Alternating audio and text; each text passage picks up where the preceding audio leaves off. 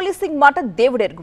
కొంతమంది కాకీలు ఇప్పటికీ తమలోని అహంకార వైఖరిని ఏదో ఒక రకంగా బయట పెట్టుకుంటూనే ఉన్నారు.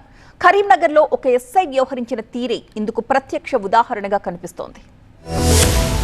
ప్రజలకు రక్షణ కల్పించాల్సిన ఓ ఎస్ఐ తనను అన్నా అని సంబోధించాడనే కారణంగా ఒక వ్యక్తిపై దాడికి దిగడం తీవ్ర కలకలం రేపింది. నగరంలోని ఖానాపూర్ ఏరియాలో ఉన్న ఒక సెలూన్ కు Karimnagar 3 town SI Chandar shaving చేయించుకోవడానికి వెళ్లాడు.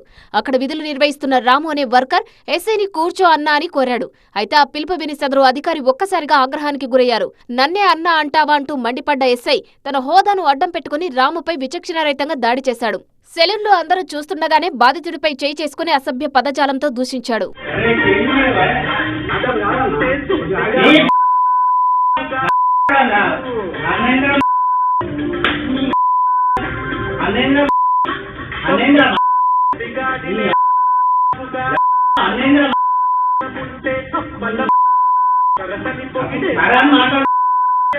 ఈ దౌర్జన్యానికి సంబంధించిన దృశ్యాలన్నీ సెలూన్లోని సీసీటీవీ కెమెరాలో రికార్డయ్యాయి. ఈ ఘటనపై విచారణ జరిపిన పోలీసు ఉన్నతాధికారులు ఎస్ఐ చందర్ను సస్పెండ్ చేశారు.